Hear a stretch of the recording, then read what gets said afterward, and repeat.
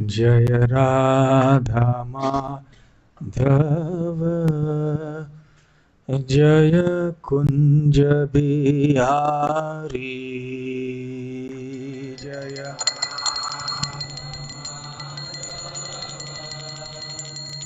जय कुंज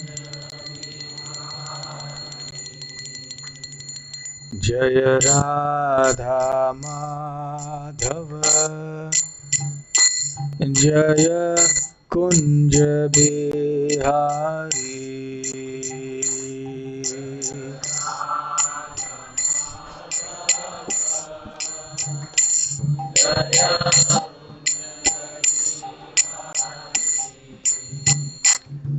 जय गोपीजन वल्लभ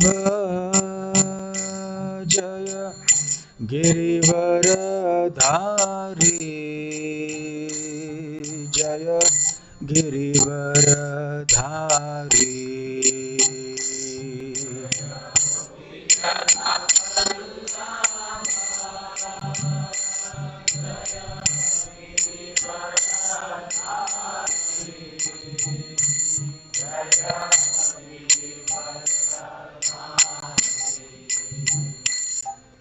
जय गोपीजन वल्लभ जय गिरिवरधारी जय गिरिवरधारी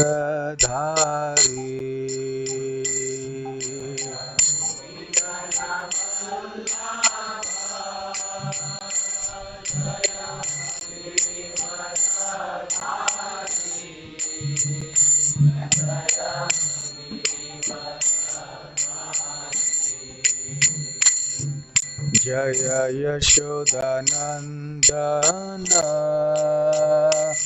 जय व्रज जनरंजन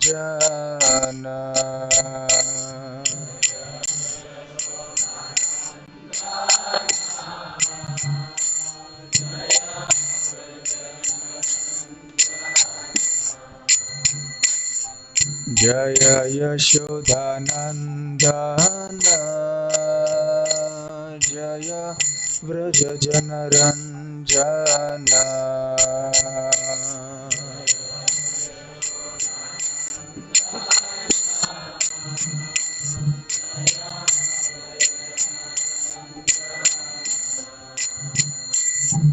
जय यमुना तीर वनचारी जय कुंज बिहारी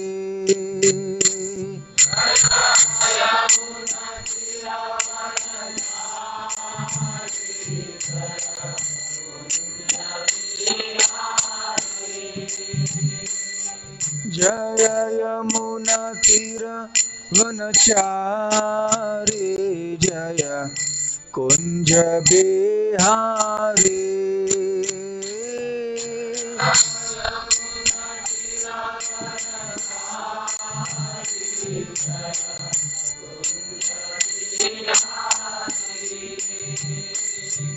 जय राधा माधव जय कुंज बिहारी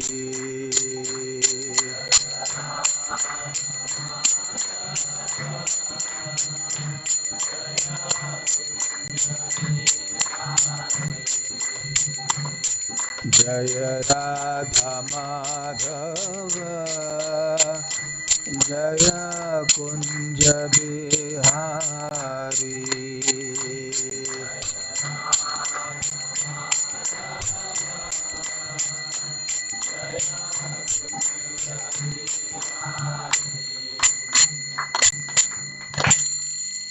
जय ओम विष्णुपाद परमहंस परिव्राजकाचार्य अष्टोत्तर सत His Divine Grace अभय चरणारविंद भक्ति वेदांत स्वामी श्रील प्रभुपाद की जय।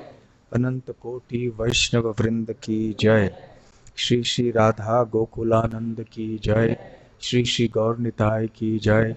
श्री श्री जगन्नाथ बलदेव सुभद्रा मई की जय।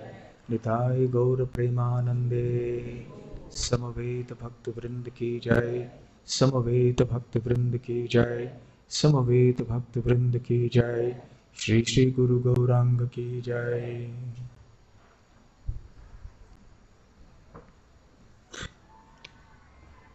ओम नमो भगवते वासुदेवाय। ओम नमो भगवते वासुदेवाय। ओम नमो भगवते वासुदेवाय। नारायणं नमस्कृत्य नरं चैव नरोत्तमं देवीं सरस्वतीं व्यासं ततो जयमुदीरयेत्। नष्टप्रायेषु भद्रेषु नित्यं भागवत सेवया भगवत्युत्तम श्लोके भक्तिर्भवति नैष्ठिकी। ग्रंथराज श्रीमद् भागवतम 8वां स्कंद 24वां अध्याय भगवान का मत्स्यावतार। श्लोक संख्या 25। एवं विमोहितस्तेन वदता वल्गु भारतीम् तमाह को भवानस्मान् मत्स्य रूपेण मोहयन्। एवं विमोहितस्तेन वदता वल्गु भारतीम् तमाह को भवानस्मान् मत्स्य रूपेण मोहयन्। एवं विमोहितस्तेन वदता वल्गु भारतीम् तमाह को भवानस्मान् मत्स्य रूपेण मोहयन्। दो प्रभु जी, दो माता जी। एवं विमोहितस्तेन वदता वल्गु भारतीम् तमाह को भवानस्मान् मत्स्य रूपेण मोहयन्। एवं विमोहितस्तेन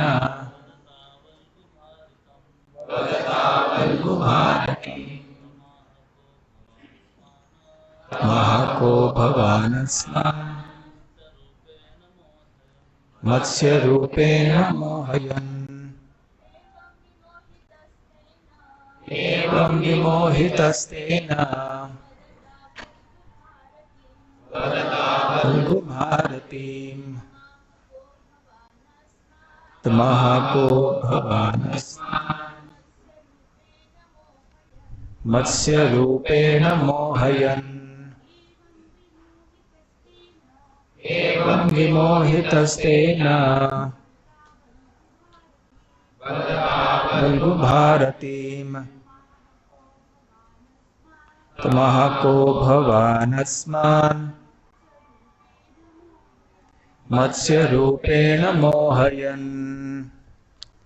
एवं इस प्रकार विमोहितः मोहग्रस्त तेन उस मछली के द्वारा वदता कहे जाने पर वल्गु भारतीम मधुर वचन तम उससे आह कहा कह कौन भवान आप अस्मान हमको मत्स्य रूपेण मछली के रूप में मोहयन मोहित करने वाले श्रील प्रभुपाद द्वारा अनुवाद। मत्स्य रूप भगवान से इन मधुर वचनों को सुनकर मोहित हुए राजा ने पूछा,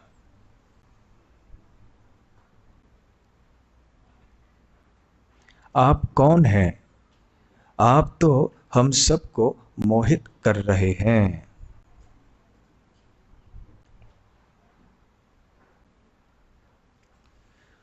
ओम अज्ञानतिमिरान्धस्य ज्ञानाञ्जनशलाकया चक्षुरुन्मीलितं येन तस्मै श्रीगुरवे नमः। श्रीचैतन्यमनोभीष्टं स्थापितं येन भूतले स्वयं रूप कदा मह्यं ददाति स्वपदान्तिकं। वन्देऽहं श्रीगुरोः श्रीयुतपदकमलं श्रीगुरून् वैष्णवांश्च श्रीरूपं साग्रजातं सहगण रघुनाथान्वितं तं सजीवं साद्वैतं सावधूतं परिजनसहितं कृष्णचैतन्यदेवं श्रीराधाकृष्णपादां सहगण ललिता श्रीविशाखान्वितांश्च। नमो ओं विष्णुपादाय कृष्णप्रेष्ठाय भूतले श्रीमते भक्तिवेदांत स्वामिन्निति नामिने। नमस्ते सारस्वते देवे गौरवाणी प्रचारिणे निर्विशेष शून्यवादी पाश्चात्य देशतारिणे। वाञ्छाकल्पतरुभ्यश्च कृपा सिन्धुभ्य एव च पतितानां पावनेभ्यो वैष्णवेभ्यो नमो नमः। जय श्री कृष्ण चैतन्य प्रभु नित्यानंद श्री अद्वैत गदाधर शिवासादि गौर भक्त वृंद। हरे कृष्णा कृष्ण कृष्ण हरे हरे, राम राम राम हरे हरे। हरे कृष्णा। पिछले कई रविवारों से भगवान के मत्स्य अवतार की चर्चा चल रही है। मत्स्य अर्थात मछली। भगवान कृष्ण ने मछली के अवतार में प्रकट होकर राजा सत्यव्रत के ऊपर कृपा की। सबसे पहले कृतमाला नदी के जल में जब सत्यव्रत राजा स्नान कर रहे थे और तर्पण अर्पण करने हेतु जब उन्होंने जल को अपने हथेली में लिया तो वो छोटी सी मछली वहां प्रकट हो गई। उसके बाद मछली ने कहा कि मुझे नदी में फिर डालिए मत। तो राजा ने एक कमंडलू में मछली को डाल दिया, परंतु मछली का शरीर बड़ा हो गया। मछली ने कहा, इस जगह में रहना मेरे लिए संभव नहीं है। तो एक कुएं में रख दिया। कुएं में रहते हुए भी मछली का रूप बड़ा हो गया।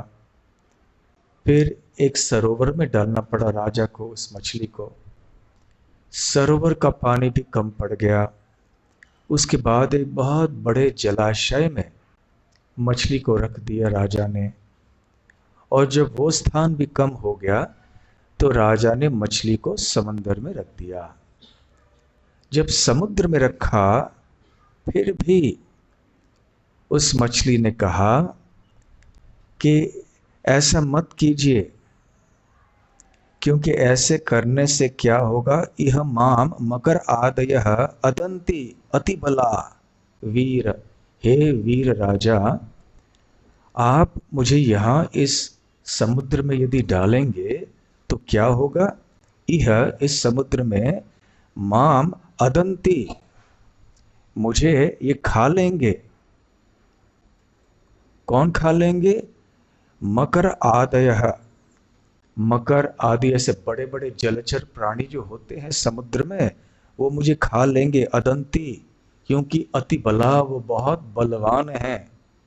इसलिए हे राजा, माम न उत्सृष्टुम अर्हसि, माम न इह उत्सृष्टुम अर्हसि। इसलिए आपको शोभा नहीं देता, आपके लिए योग्य नहीं है कि आप मुझे इस समुद्र में रखें। अब ऐसे 6 बार हो चुका। अब राजा को समझ में आया कि ये तो स्वयं भगवान हैं। इसलिए उन्होंने एवं विमोहितस्तेन, इस तरह से राजा विमोहित हो गए। वदता वल्गु भारतीम, वल्गु भारतीम अर्थात मीठे स्वरों से, मीठे वचनों से। किनके मीठे वचनों से? उस मछली के मीठे वचनों से मोहित होकर राजा ने अब उस मछली से पूछा, को भवान।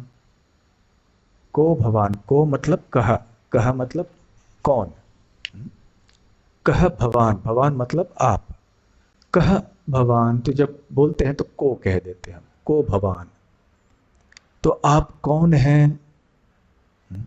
परिचय जानना चाहते थे। अब समझ गए कि ये साधारण या कोई असाधारण मछली भी नहीं है। अस्मान मत्स्य रूपेण मोहयन, आप हम सबको अस्मान मोहयन, आप मोहित कर रहे हैं, मत्स्य रूपेण, इस मत्स्य के, मछली के रूप में। तो कृपया आपका परिचय दे दीजिए कि आप हैं कौन। और उस समय राजा सत्यव्रत भगवान को प्रार्थना करना प्रारंभ कर देते हैं। 5 श्लोकों में उनकी प्रार्थना है। वैसे हम श्रीमद् भागवत में अनेक प्रार्थनाओं को सुन चुके हैं। प्रहलाद महाराज की प्रार्थनाएं, कुंती महारानी की प्रार्थनाएं, भीष्म देव की प्रार्थनाएं, गोपियों की प्रार्थनाएं, बहुत सारे अच्छे अच्छे सुंदर प्रार्थनाएं हैं। परंतु राजा सत्यव्रत की प्रार्थनाएं भी हैं जिनको कि हम आमतौर से पढ़ते नहीं हैं। 2 बार उन्होंने भगवान से प्रार्थना की इस लीला में। अब पहली बार जबकि उन्हें पता चला कि ये मछली मछली न होकर स्वयं भगवान है, और आगे चल के इस अध्याय में जब भगवान और भी कृपा करेंगे राजा सत्यव्रत के ऊपर, तो उस समय भी वो दोबारा प्रार्थना करेंगे। तो पहली बार अब क्या कह रहे हैं 5 श्लोकों में राजा सत्यव्रत? नैवं वीर्यो जलचरो दृष्टोस्माभिः श्रुतोऽपि वा। अभी न एवं दृष्टः, कभी मैंने ऐसे देखा नहीं है। अस्माभि, हम सब ने ऐसे दृश्य कभी नहीं देखा है। श्रुतोऽपि वा, न कभी ऐसे सुना है। क्या नहीं देखा है और क्या नहीं सुना है? वीर्यः जलचरः, इस प्रकार के शक्तिशाली एक जलचर प्राणी के बारे में हमने कभी सुना भी नहीं है, देखने की बात तो दूर रही। यो भवान योजना शतम अहना अभिवान्यशे सरह, एक दिन में अहना, आपने क्या किया अपने आप को? आपने अभिव्यानशे, अपने आप को विस्तार किया। सरह, जल के भीतर। किस तरह से विस्तार किया? योजना शतम, आप पहले इतने छोटे थे, मेरे हथेली में आप बैठ रहे थे, उसके बाद अचानक आप एक दिन के अंदर सैकड़ों मील आपकी लंबाई हो गई। तो ऐसे मछली के बारे में मैंने कभी ना सुना है, ना मैंने कभी देखा है। तो इसलिए अब वो जान पाए कि ऐसे जब अद्भुत कार्य इस मछली ने किया है तो ये अवश्य भगवान हैं। क्या आप कोई भगवान के अवतारों के उदाहरण दे सकते हैं जिनमें कि भगवान पहले छोटे रूप में प्रकट हुए, फिर उन्होंने बहुत बड़ा रूप अपना बना दिया? वामन देव, बहुत अच्छा। वराहदेव, बहुत अच्छा। तो वामन देव एक बटु ब्रह्मचारी के रूप में बलि महाराज के सामने आए। बटु अर्थात बहुत छोटे थे, मनुष्यों की तुलना में भी बहुत छोटे थे, और वैसे भी आयु में भी कम थे। और जब उन्होंने वरदान, उन्होंने दक्षिणा मांगी कि मुझे 3 कदम जमीन चाहिए, और बलि महाराज ने सोचा कि ये तो अल्प बुद्धि वाला ब्राह्मण है, अनुभवी ब्राह्मण नहीं है, बच्चा है ये जानता नहीं कि मुझसे क्या पूछना चाहिए। अभी खैर पूछा है तो ठीक है, तथास्तु। यद्यपि शुक्राचार्य जो कि बलि महाराज के कुल गुरु थे, उन्होंने प्रयास किया, चेतावनी दी, बलि महाराज को सावधान रहना, ये भगवान विष्णु है। तो उस समय बलि महाराज ने कहा कि यदि वास्तव में विष्णु है तो फिर मुझे सब कुछ देना तो पड़ेगा ही, मेरा कर्तव्य है। तो उस समय वामन देव ने अपना पहला कदम लिया, अपने आप का विस्तार किया, सारे पृथ्वी को नाप लिया। दूसरे कदम में फिर सारे ब्रह्मांड को नाप लिया। तीसरा कदम रखने के लिए कोई स्थान नहीं था। तो इतना विराट उनका शरीर बन गया, ब्रह्मांड के समान इतना बड़ा हो गया उनका शरीर। पहले बटु ब्रह्मचारी थे और अचानक देखते देखते इतने बड़े हो गए कि उनको देखा नहीं जा रहा था। दूसरा उदाहरण जो आप सबने बताया, वराहदेव का। वराहदेव अर्थात शूकर के रूप में भगवान प्रकट हुए। शूकर अर्थात सुअर। तो कहां से प्रकट हुए? ब्रह्मा जी के नसिका से निकले। जब बाहर आए तो ब्रह्मा जी को भी आश्चर्य हो कि ये कौन आ गए, और देखा कि शूकर रूप, और जैसे ब्रह्मा जी के नसिका से बाहर आए, बड़े होते गए, बड़े होते गए, बड़े होकर होकर आसमान में करीब इतने विशाल हो गए कि ब्रह्मा और जो सत्यलोक तपलोक आदि के जो ऋषि मुनि थे सब देखते रह गए, चकाचौंध रह गए। और उधर और भी विशाल रूप धारण करके गर्भोदक सागर में सीधे वो चले गए। गर्भोदक सागर में अंदर जाके पृथ्वी को उठाकर ठीक पानी के ऊपर तैरा के फिर वो ऊपर आए। वराह द्वादशी के समय हम चर्चा कर रहे थे कि कैसे वराहदेव भी 2 बार आए थे, वैसे मत्स्य अवतार भी 2 बार आए थे, हम सुन चुके हैं। तो ये एक दूसरी घटना है भगवान की लीलाओं में, जब हम देख सकते हैं कि भगवान जब प्रकट हुए प्रारंभ में तो उनका रूप बहुत छोटा था, बाद में बहुत बड़े हो गए। भगवान के भक्तों के बारे में ऐसे कुछ बता सकते हैं जब उन्होंने अपना रूप विशाल कर लिया? हाँ,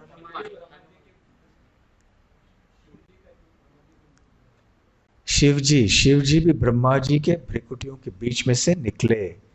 पहले छोटे छोटे बच्चे के रूप में प्रकट हुए, फिर बड़े हो गए और विशाल हो गए। शिव जी वैसे तो कैलाश में है, कैलाश मतलब यह नहीं, उनके लोक में है। बहुत अच्छा। और हनुमान जी का उदाहरण कब? वैसे अनेकों बार हनुमान ने अपना शरीर बहुत विशाल बनाया। जब समुद्र पार करने की तैयारी कर रहे थे, महेंद्र पर्वत के ऊपर खड़े थे, तो अपनी ही शक्ति का ज्ञान नहीं था, भूल चुके थे। जब जांबवान ने याद दिलाया कि हनुमान तुम बहुत शक्तिशाली हो, तब हनुमान को याद आया। एक शाप मिला था हनुमान को बचपन में, क्योंकि वो बहुत शरारत करते थे, हैरान करते थे ऋषि मुनियों को। इसलिए उन्होंने शाप दिया कि तुम तुम्हारी शक्ति को भूल जाओगे, और जब तुम्हें कोई याद दिलाएगा तब तुम जान जाओगे। तो अब जांबवान ने याद दिलाया, तो फिर हनुमान ने सोचा, अरे हाँ, ये समुद्र पार करना तो मेरे लिए आसान है, मैं तो कर सकता हूँ।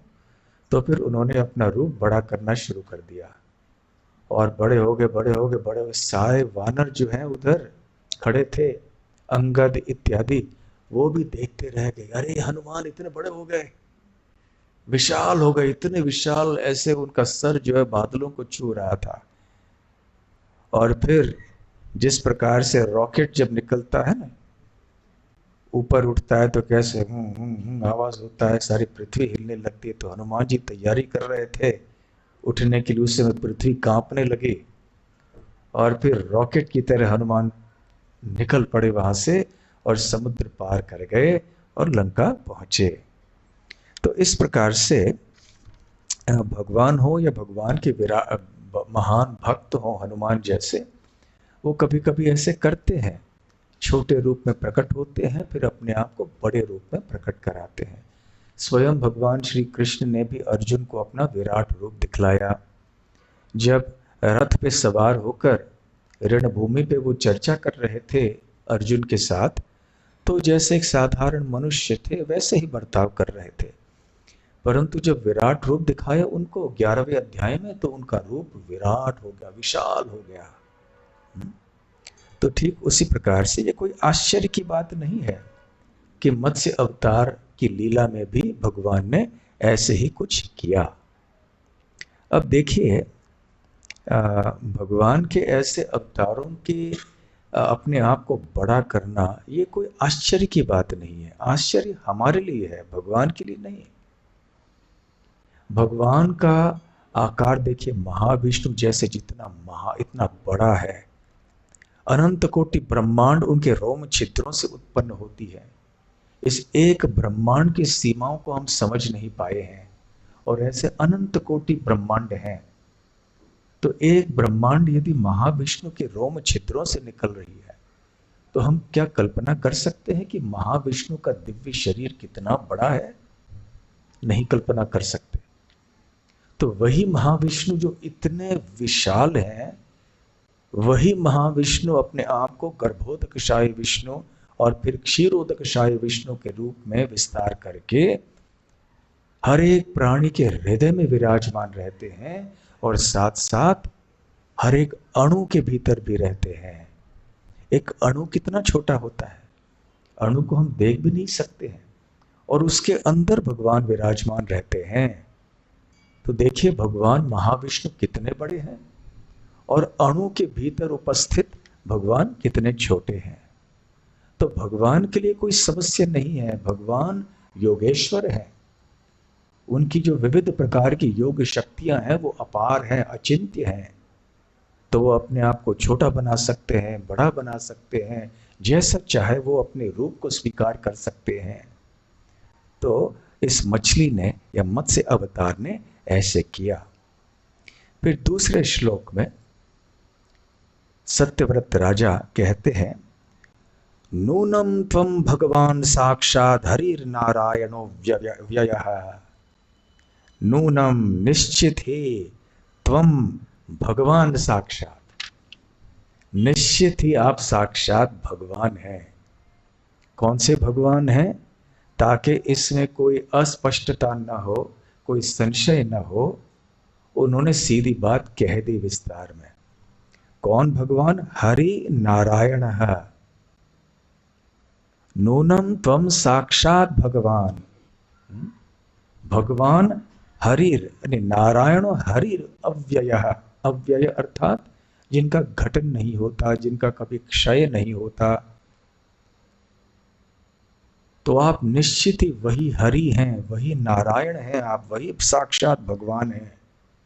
और आप क्यों आए हैं यहां पर? अनुग्रहाय भूतानाम, अनुग्रह करने हेतु। अनुग्रहाय किनके ऊपर? भूतानाम, सारे प्राणियों के ऊपर। तो सारे प्राणियों के ऊपर कृपा करने के लिए आपने क्या किया है? धत से आपने स्वीकार किया है रूपम, इस शरीर को। कौन सा शरीर? जलोकसाम, जल में रहने वाले एक प्राणी का रूप आपने स्वीकार किया है। तो सत्यव्रत राजा राज ऋषि थे ना, तो वेदविद थे, वेदों के निष्कर्षों को जानते थे। वो जानते थे कि भगवान को कैसे पहचाना जाए, और ये भी जानते थे कि जब भगवान प्रकट होते हैं तो उनका कोई उद्देश्य होता है, और मुख्य उद्देश्य होता है कि वो अपने भक्तों के ऊपर कृपा करना चाहते हैं। फिर तीसरे श्लोक में प्रार्थना करते हैं सत्यव्रत राजा, नमस्ते पुरुष श्रेष्ठ स्थित्युत्पत्त्यप्ययेश्वर, भक्तानां नः प्रपन्नानां मुख्यो ह्यात्मगतिर्विभो। नमस्ते, वो नमन कर रहे हैं। नहीं, नमस्ते नमस्कार जो शब्द हम साधारण अपने जीवन दिनचर्या में हम देते हैं बहुत महत्वपूर्ण है। ये हाय हेलो हमारे वैदिक सभ्यता में नहीं है। हम्म? हम क्या कहते हैं? नमस्ते।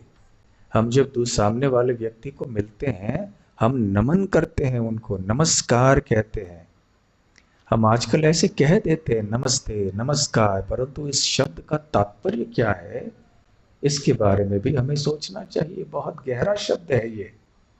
हम सामने वाले से कह रहे हैं, हम आपके चरणों में नमन कर रहे हैं, प्रणाम कर रहे हैं हम आपको। वैदिक सभ्यता ये एक सम्मान की सभ्यता है। तो नमस्ते, नमः ते, ते मतलब आपको। हम्म, तो किस व्यक्ति को वो नमन कर रहे हैं? पुरुष श्रेष्ठ। पुरुष अर्थात जो भोक्ता होते हैं, उनमें से सर्वश्रेष्ठ भोक्ता आप हैं। अन्य जितने भी भोक्ता हैं वो नकली हैं वास्तव में। केवल श्री कृष्ण ही परम भोक्ता हैं। तो पुरुष श्रेष्ठ, हे पुरुष श्रेष्ठ, मैं नमन करता हूं आपको। आप कौन हैं? स्थिति उत्पत्ति अप्यय ईश्वर।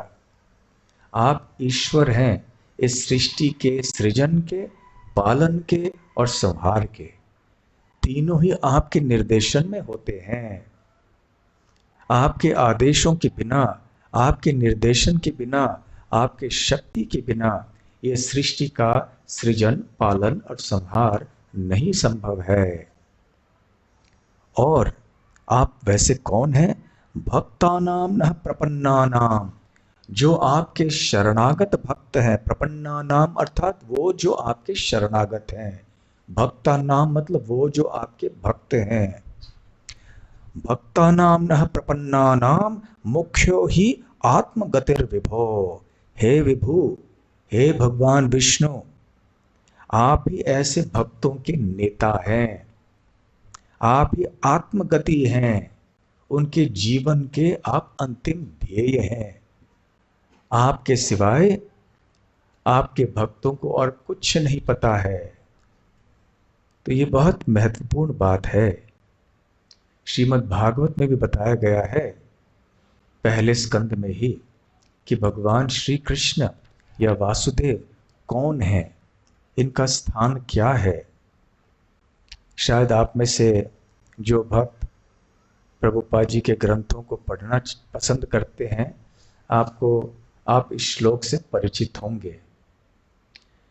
वासुदेव परा वेदा, वासुदेव परामखाः, वासुदेव परा योगा, वासुदेव परा क्रियाः, वासुदेव परम ज्ञानम, वासुदेव परम तपः, वासुदेवो परो धर्मो, वासुदेव परा गतिः। तो वासुदेव श्री कृष्ण वो क्या है?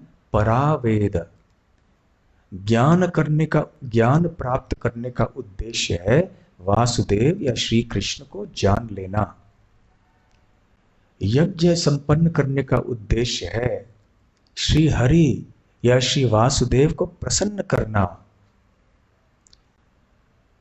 योग आदि करने का उद्देश्य है कि श्री कृष्ण या वासुदेव को जान लेना।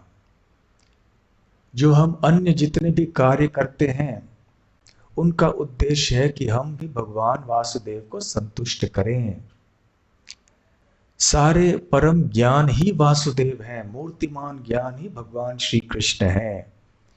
तपस्या करने का उद्देश्य है कि भगवान श्री कृष्ण की प्राप्ति हम करें, और धर्म है भगवान श्री कृष्ण की सेवा करके उनको संतुष्ट करना, परम धर्म। और सबसे ऊंची गति हमारे लिए है भगवान कृष्ण के चरण कमल। हमारा जीवन का गंतव्य, अंतिम ध्येय होना चाहिए ये, एकमात्र मुख्य ध्येय।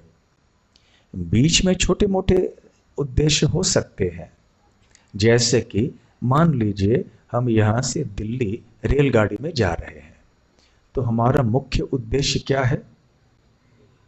दिल्ली पहुंचना। परंतु दिल्ली पहुंचने के लिए हमें बहुत अन्य उद्देश्यों की पूर्ति भी करनी पड़ती है। कौन से ऐसे अन्य उद्देश्य होते हैं जो गौण होते हैं?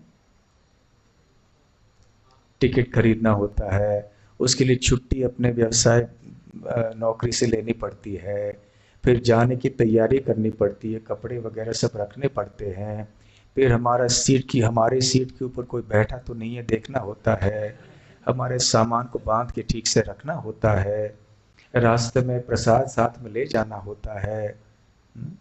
बहुत सी चीज़ें होती हैं। बच्चे हमारे साथ है तो बच्चों का देखभाल करना होता है कि यहाँ वहाँ चले ना जाएं। ये भी एक उद्देश्य है, देखना कि बच्चा इधर उधर चले ना जाए।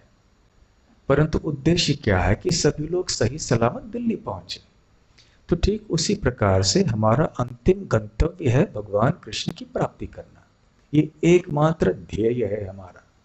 परंतु ये एक क्षण की बात तो नहीं है, सारा जीवन भर हमें परिश्रम करना पड़ेगा, भगवान की सेवा करनी होगी हमें। तो इस जीवन में रहते हुए जीते जी भी हमारे छोटे छोटे उद्देश्य होने चाहिए और होंगे। जैसे हम अपना व्यवसाय कर रहे हैं कुछ धन कमाने के लिए, ताकि हम हमारे परिवार का भरण पोषण हो सके। क्यों? ताकि हम सब परिवार के सदस्य भगवान की ओर चल सकें, प्रगति कर सकें। इस तरह से यदि हम इस उपमा के द्वारा विश्लेषण करें तो हम जान पाएंगे कि हमारा जीवन भी एक यात्रा के समान है और गंतव्य क्या है? भगवान कृष्ण। इसलिए जितने भी अन्य हमारे छोटे या बड़े उद्देश्य होते हैं उनको भगवान कृष्ण की प्राप्ति के दिव्य गंतव्य या उद्देश्य के संबंध में देखना चाहिए। ये बहुत आवश्यक है। तो इस बात को भली भांति राजा सत्यव्रत जानते थे कि आप ही आपके शरणागत भक्तों के नेता हैं, आप ही उनके गंतव्य हैं। और फिर आगे चौथे श्लोक में राजा सत्यव्रत कहते हैं, सर्वे लीलावतारास्ते भूतानां भूति हेतवः ज्ञातुम् इच्छाम यदो रूपम यदर्थम भवता धृतम। सर्वे लीला अवताराः ते मतलब आपके। तो हे भगवान, आपके सारे लीलाएं और आपके सारे अवतार, भूतानाम भूति, भूतानाम मतलब जितने भी प्राणी हैं, भूति मतलब हित, कल्याण, हेतवः इस कारण से होते हैं। आपके जितने भी अवतार होते हैं, आप जितने भी लीलाएं करते हैं, केवल किसके लिए करते हैं? सबके सब प्राणियों के हित के लिए करते हैं। तो ज्ञातुम इच्छामि, अब मैं इच्छुक हूं जानने के लिए, अधो रूपम, अधः रूपम, ये जो आपने रूप स्वीकार किया है, यद अर्थम भवता धृतम, किस कारण से आपने ये रूप स्वीकार कर लिया है, मैं जानना चाहता हूं आपसे। पिछले श्लोकों में वो कह चुके हैं कि भक्तों का हित करने के लिए, परंतु किस तरह से, कैसे आप हित करेंगे, क्या विशेष उद्देश्य आपका है, मैं जानना चाहता हूं, ज्ञातुम इच्छामि। इस तरह से वो प्रार्थना करते हैं। अब शास्त्रज्ञ होने के कारण राजा सत्यव्रत जानते हैं कि असली अवतार और नकली अवतार में भेद कैसे करना। नकली अवतार भी होते हैं कि नहीं होते हैं? बहुत सारे होते हैं। वो अपने आप को अवतार घोषित करते हैं। प्रभुपाद जी एक प्रवचन में बता रहे थे कि ऐसे बहुत सारे नकली भगवान होते हैं और उनके थोड़े वो एक बड़े साधु को चमत्कार आदि कर देते हैं, उनके शिष्य अनुयायी हो जाते हैं और फिर वो उनको समझाने का प्रयास करते हैं कि मैं भगवान हूं। तो वो कह रहे थे कि एक ऐसे तथाकथित भगवान थे जो अपने शिष्य को बताना चाहते थे कि देखो मैं भगवान हूं, परंतु शिष्य नहीं मान रहा था। फिर भी बहुत जोर करके तर्क बहस कर करके अंततः शिष्य को बतला दिया, तो शिष्य ने हाँ कह दिया। तो प्रभुपाद कहते हैं भगवान, असली भगवान ऐसे नहीं होते को यहाँ आकर सबको बताना पड़ता, देखो मैं हूँ भगवान, देखो जान लो मैं ही हूँ, देखो मैं ऐसे करूंगा, ये मैं हूँ भगवान। नहीं। तो भगवान के अवतारों को कैसे पहचाना जाए? प्रभुपाद जी कहते हैं सबसे महत्वपूर्ण बात है कि ये शास्त्रोक्त होना चाहिए उनका अवतार या उनकी पहचान। जब तक शास्त्रों में उनके बारे में भविष्यवाणी न हुई हो, हम किसी को भी अवतार नहीं मान सकते। शास्त्रों में ये कहना चाहिए, कहा जाना चाहिए कि इनका नाम क्या हुआ, इनके पिता माता का नाम क्या होगा, या कहाँ से उत्पन्न होंगे, कहाँ पे उत्पन्न होंगे, प्रकट होंगे, किस तरह से प्रकट होंगे और किस तरह के वो कार्य संपन्न करेंगे, क्यों आएंगे, ये सारी जानकारी शास्त्रों में पहले से होनी चाहिए। यदि ऐसे न हो तो हम उस व्यक्ति को अवतार नहीं मान सकते। तो ये सबसे पहली बात है कि शास्त्रों में भविष्यवाणी होनी चाहिए उनके बारे में। दूसरी बात यह है कि उस अवतार ने ऐसे कोई अद्भुत कार्य कर दिखाने चाहिए जो कि साधारण या असाधारण मनुष्यों के लिए संभव नहीं है। जैसे कि भगवान श्री कृष्ण ने गोवर्धन पर्वत को धारण किया, जैसे कि श्री रामचंद्र ने 14,000 असुरों को अकेले खत्म कर दिया, जैसे कि श्री रामचंद्र ने समुद्र के ऊपर एक पुल बना दिया, आसानी से पत्थरों को तैरा दिया, जैसे कि वराहदेव ने गर्भोदक सागर में जाके पृथ्वी को उठाकर अपनी कक्षा में रख दिया। तो भगवान के ऐसे जो विविध अवतार होते हैं, ऐसे कोई अति अद्भुत अति शक्तिशाली कार्य प्रदर्शित करते हैं जो अन्यों के लिए संभव नहीं है। केवल थोड़ा सा सोना विभूति प्रकट करने में उसको भगवान नहीं कह सकते हम। तीसरी बात, उनका कोई विशेष उद्देश्य होना चाहिए प्रकट होने के लिए। और हाँ, भगवान को अपना विराट रूप भी दिखाना चाहिए, जैसे कि भगवान कृष्ण ने भी अर्जुन को दिखाया था। वराहदेव ने अपना विराट रूप दिखाया अलग दृष्टि से, ब्रह्मांड के समान वो बड़े हो गए। मत्स्य अवतार भी ऐसे ही बड़े हो गए। इस प्रकार से ये सारे लक्षण होते हैं। यदि ये लक्षण प्रकट नहीं कर रहे हैं कोई व्यक्ति, तो फिर हम उनको अवतार नहीं मान सकते। और शास्त्रों में तो कहा ही गया है कि चैतन्य महाप्रभु के बाद अब अगले अवतार होंगे कलयुग के अंत में, वो होंगे कल की अवतार। तो सत्यव्रत राजा जानते थे कि ये तो सही अवतार है, असली अवतार है, इसलिए नम्रता पूर्वक उनसे पूछ रहे थे, ज्ञातुम इच्छामि अदो रूपम यद अर्थम भवता धृतम। किस हेतु, किस उद्देश्य की पूर्ति के लिए आपने इस रूप को स्वीकार किया है? फिर अंतिम श्लोक में सत्यव्रत राजा कहते हैं, न ते रविंदाक्ष पदोपसर्पणम मृषा भवेत् सर्वसुहृत्प्रियात्मनः यथेतरेषां पृथगात्मनां सताम् अधिदृशो यद् वपुरद्भुतं हि नः। न ते अरविंद अक्ष, हे कमल नयन भगवान। अब याद रखिए, ये मछली के रूप में है अभी भगवान उनके सामने। मछली को देखा है आपने ना? पहले को आप में से कोई खाते होंगे ना, उससे मुझे याद होगा,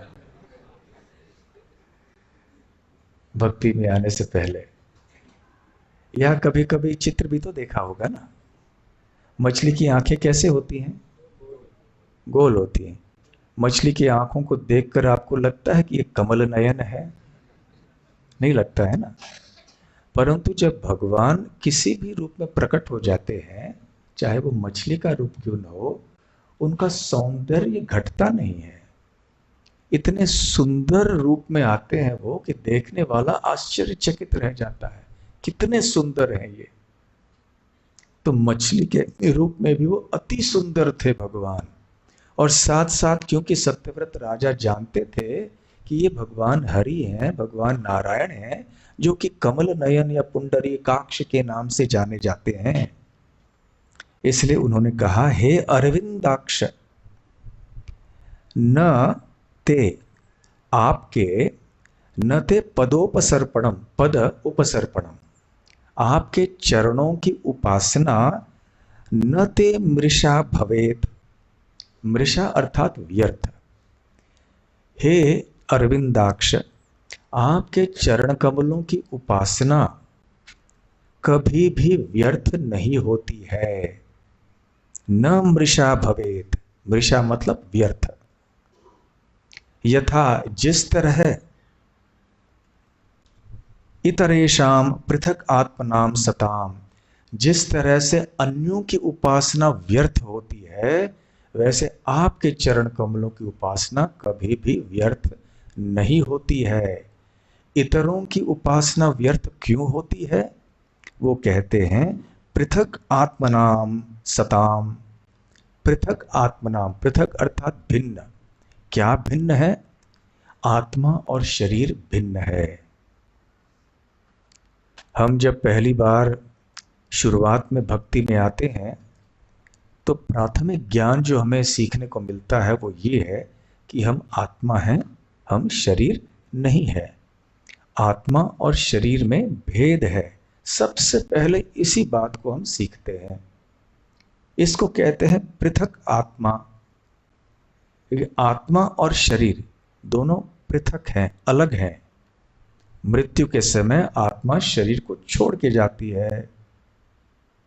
तो उसी प्रकार से जो देवतागण हैं वो भी ऐसे ही हैं। हाँ, शिवजी जैसे महान अवतार हैं जिनके बारे में ऐसे नहीं कहा जा सकता, परंतु अन्यथा जितने अन्य देवता वगैरह हैं उनके शरीर और आत्मा में अंतर है। क्योंकि इंद्र एक पद है। अब जो इंद्र के पद में हैं वो पहले नहीं थे और बाद में नहीं रहेंगे। उसी तरह से विवस्वान या सूर्य देव कोई एक विशेष जीव है जिनका नाम है श्राद्ध देव। तो वो सूर्य देव बने हैं, आगे चल के वो सूर्य देव नहीं रहेंगे। तो कहने का तात्पर्य ये है, जो राजा सत्यव्रत कह रहे हैं कि आपकी उपासना, आपकी भक्ति कभी भी निष्फल नहीं होती है। अदीदृशो यद वपुर अद्भुतम ही नः, इसीलिए अदीदृशो, दीदृश आप प्रकट हुए हैं, यद वपुर अद्भुतम, वपुर अर्थात शरीर, इसलिए आप अद्भुत शरीर में आज हमारे सामने प्रकट हुए हैं, एक मछली के रूप में। तो सत्यव्रत राजा महत्वपूर्ण उपदेश हम सबको दे रहे हैं। वो क्या कह रहे हैं कि देवी देवताओं की उपासना सदैव निष्फल रहती है, क्योंकि वो स्वयं क्षणिक है, शाश्वत। तो जो व्यक्ति जो वरदान देता है वो शाश्वत नहीं है, तो फिर उसके वरदान शाश्वत कैसे होंगे? दूसरी ओर आपकी जो उपासना करते हैं वो उपासना कभी व्यर्थ नहीं है। जब मत्स्य अवतार राजा सत्यव्रत की कथा सुनते हैं, की प्रार्थना को सुनते हैं, तो फिर शुकदेव गोस्वामी कहते हैं, इति ब्रुवाणाम, ऐसे सुनकर, राजा की ऐसी बातों को सुनकर, जगतपति ही, जगत के पति जो मत्स्य अवतार के रूप में आए हैं, ब्रवीत, अब्रवीत, वो कहने लगे, किनसे?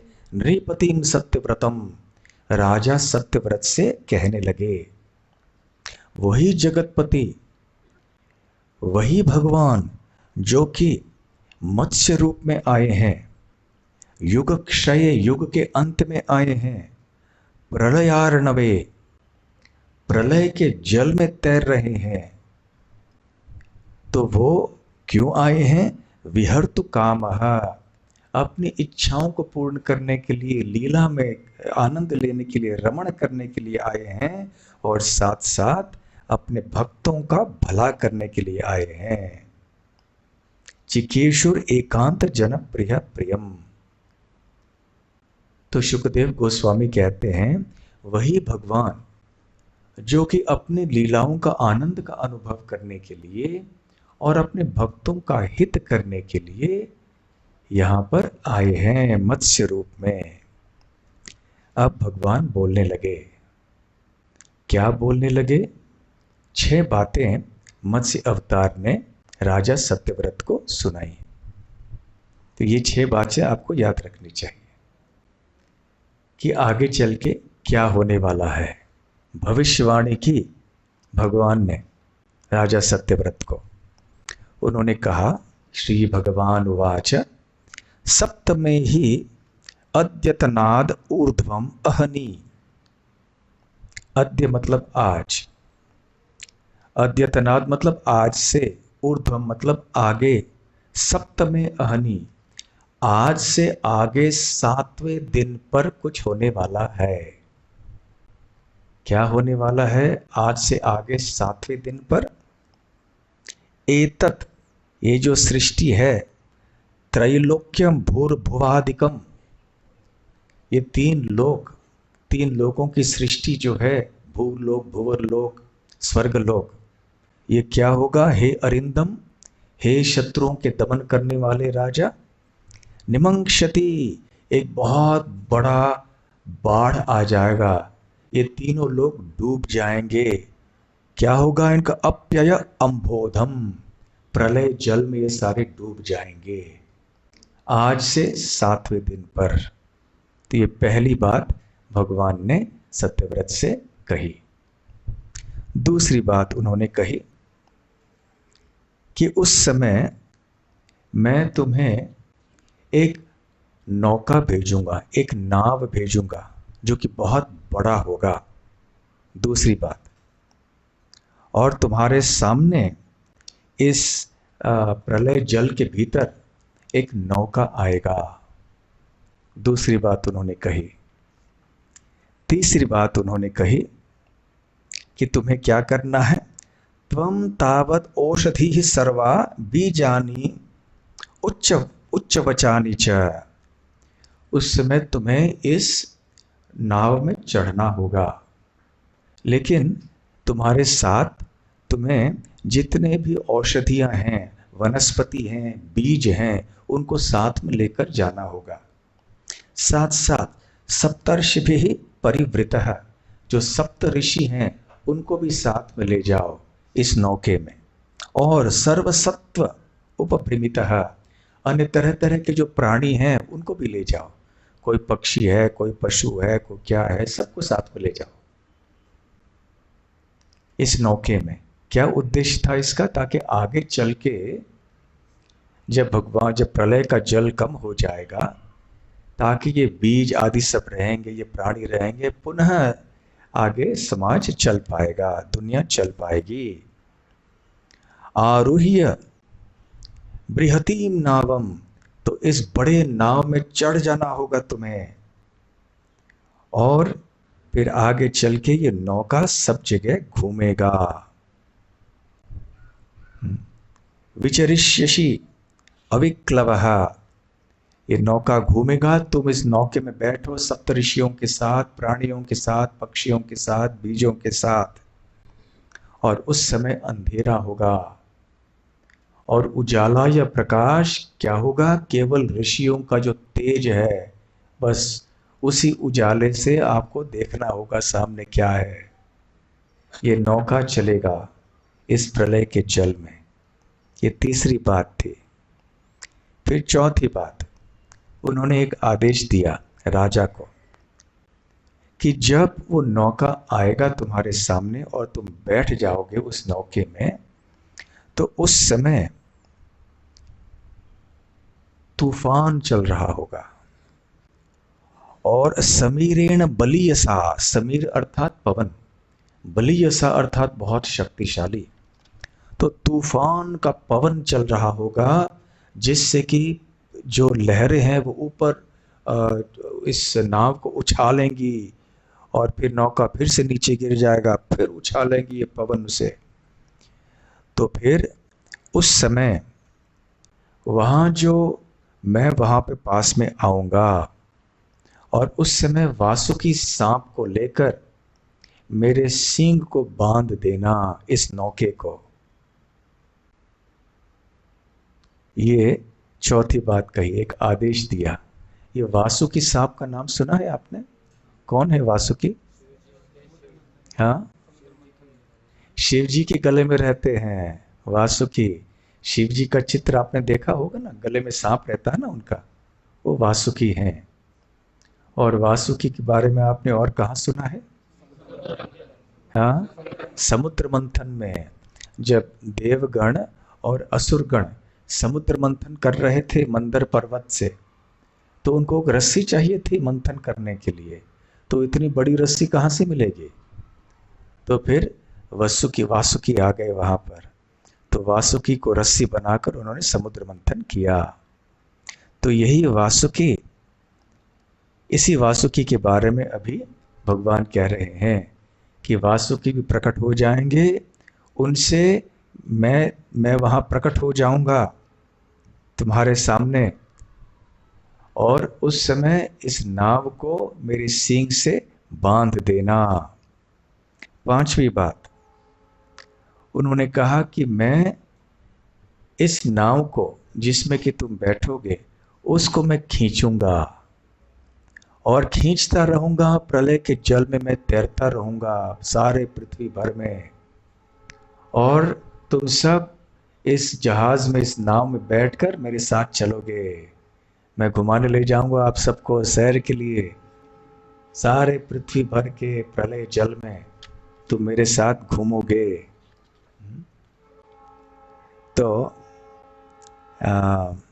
यहाँ पर यावत ब्राह्मी निशा प्रभो, ब्रह्मा जी की रात्रि, ऐसे कह रहे हैं।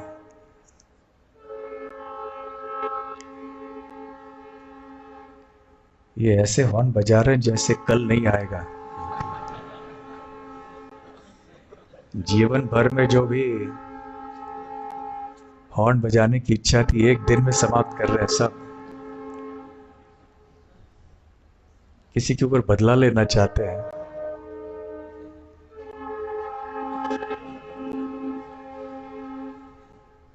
तो खैर, इस प्रकार से पांचवा उपदेश या पांचवी भविष्यवाणी भगवान ने राजा सत्यव्रत को कर दी।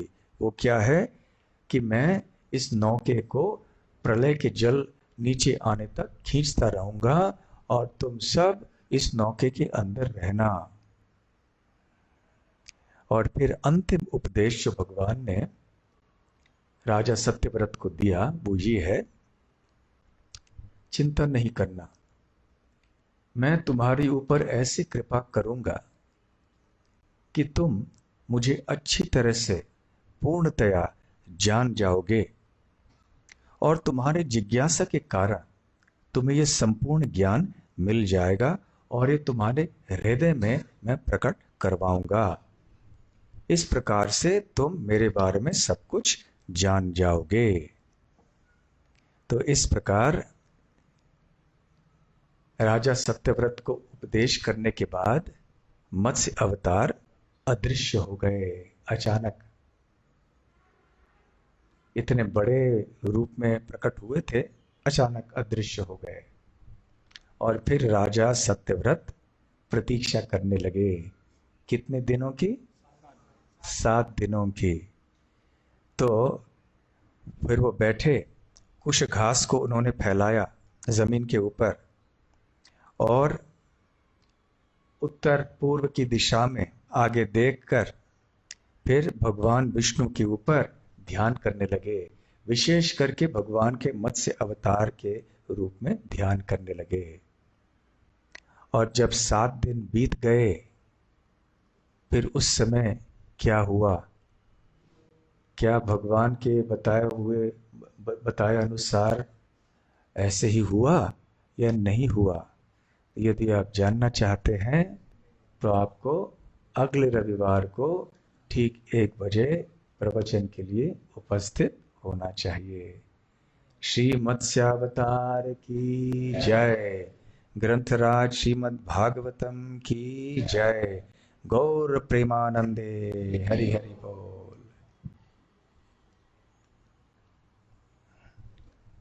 हाँ, प्रश्न है किसी के?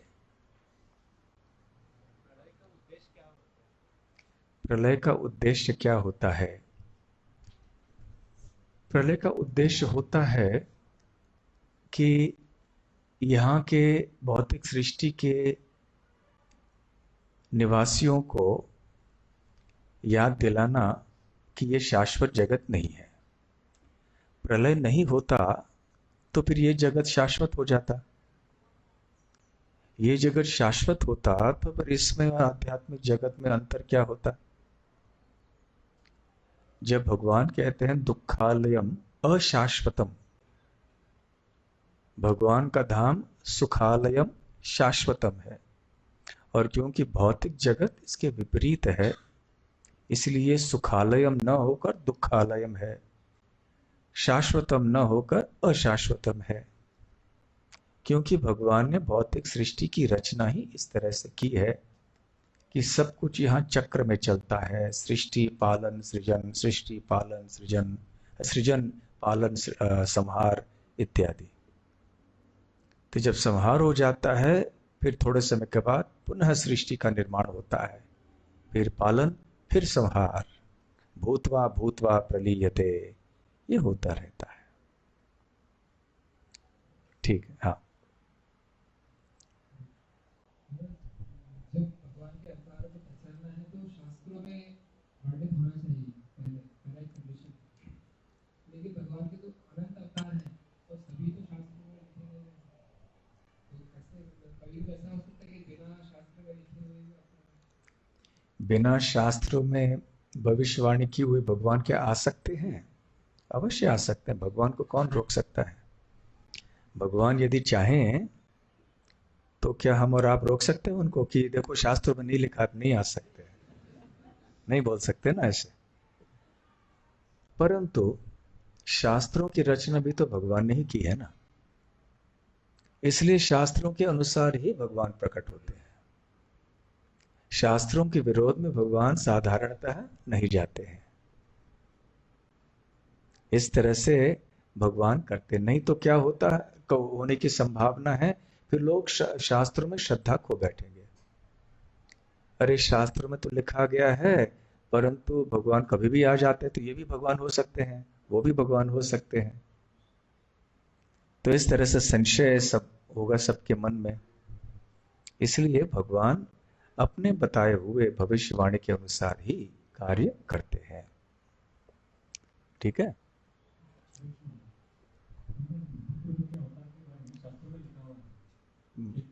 देखो माइक नहीं। चैतन्य महाप्रभु के अवतार के बारे में शास्त्रों में लिखा हुआ है, लेकिन फिर भी बहुत जो वैष्णव संप्रदाय है वो लोग ज्यादातर महाप्रभु की आराधना है आपको पसंद नहीं करते हैं। तो हाँ, वैसे अन्य कई लोग हैं जो कि चैतन्य महाप्रभु के शास्त्रों में लिखे गए श्लोकों को मानते नहीं हैं कि ये चैतन्य महाप्रभु नहीं है, कहते हैं ये छन्न अवतार हैं, छुपे हुए अवतार हैं। इसलिए ये विशेष करके जो गौड़ीय संप्रदाय के भक्त हैं उनका ये सौभाग्य है कि अन्य जो भक्त चैतन्य महाप्रभु को नहीं मानते हैं, विशेष रूप से वो वैकुंठ भाव में रहते हैं, भगवान लक्ष्मी नारायण की उपासना करते हैं।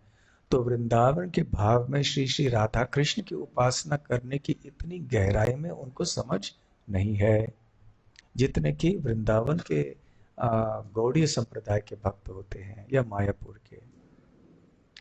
तो इसलिए ये भगवान की भी एक योजना है, जिसकी जैसी श्रद्धा वो उस मार्ग में चलेगा। किसी को वैकुंठ भाव में चलना है तो वो संशय की दृष्टि से देखेगा इन श्लोकों को, या श्लोक होते भी तो वो अपनी तरह से अपने रास्ते में श्रद्धा रखता। ठीक है। अच्छा, ठीक है। हाँ, भगवान बुद्ध भी क्या अवतार हैं? हाँ हैं। दशावतार में भी हम देखते हैं ना, बुद्ध देव भी अवतार है, परंतु उनके वो एक विशेष कार्य करने के लिए आए हैं, लोगों को भ्रमित करने के लिए आए हैं। बुद्ध देव जब प्रकट हुए थे तो उस समय लोग वेदों में वर्णित जो अ, यज्ञ हैं, जिसमें कि अ, पशुओं को अर्पण किया जाता था, लोग इसका गलत प्रयोग करने लगे। अयोग्य होने के बाद भी और कलयुग में वर्जित होने के बाद भी वो ऐसे बलि आदि के कार्य कर रहे थे, जो कि करना नहीं चाहिए था। तो इसलिए ऐसी हिंसा को बंद करने की इच्छा से भगवान ने बुद्ध देव का अवतार स्वीकार किया और उन्होंने अहिंसा के मार्ग का प्रचार किया। तो जब उन्होंने ऐसी बातें कही तो लोगों ने कहा कि ये तो वेदों में लिखा है। तो बुद्ध देव ने कहा, मैं वेदों को नहीं मानता। स्वयं भगवान कह रहे हैं कि मैं वेदों को नहीं मानता, परंतु क्यों कह रहे हैं? इसलिए कह रहे हैं क्योंकि वो चाहते थे कि वेदों का दुरुपयोग न करे लोग। तो इसका मतलब हम बुद्ध देव को अब भगवान के अवतार मानते हैं, परंतु बुद्ध देव की शिक्षाओं को पूरी तरह से नहीं मानते, क्योंकि उन्होंने एक ऐसे दर्शन को प्रस्तुत किया जो कि लोगों को भ्रमित करने के लिए था। मायावादम असत शास्त्रम प्रच्छन्नम बौद्धम उच्यते। तो ये मायावाद एक असत शास्त्र, ये शंकराचार्य आए थे शिव जी के अंशावतार। उन्होंने ये मायावाद शास्त्र रखा था सबके सामने, परंतु ये मायावाद शास्त्र क्या है? ढका हुआ बौद्धवाद है। बौद्धवाद क्या है? शून्यवाद है, कि सब कुछ शून्य है, किसी भी चीज का अस्तित्व ही नहीं है। ये भौतिक सृष्टि नहीं है, ये आध्यात्मिक जगत भी नहीं है, भगवान नहीं है, आत्मा नहीं है, कुछ भी नहीं है। इसको शून्यवाद कहते हैं। मायावाद कहते हैं ये भौतिक सृष्टि झूठ है, ये हम मानते हैं, परंतु आध्यात्मिक जगत है। परंतु आध्यात्मिक जगत क्या है? केवल निराकार निर्विशेष प्रकाश है, वो है मायावाद। और भक्त क्या कहते हैं? ये भौतिक सृष्टि है, आध्यात्मिक जगत भी है, और आध्यात्मिक जगत में केवल निराकार निर्विशेष प्रकाश नहीं है, वहां पे वैकुंठ लोक भी हैं, भगवान के विविध सच्चिदानंद आध्यात्मिक रूप भी हैं। तो इसलिए यद्यपि हम बुद्ध देव को मानते हैं, परंतु जिन शिक्षाओं को, उपदेशों को उन्होंने अपने अनुयायियों को दिया था, उसको हम नहीं मानते। ठीक है, धन्यवाद। हरे कृष्णा। श्रील प्रभुपाद की जय।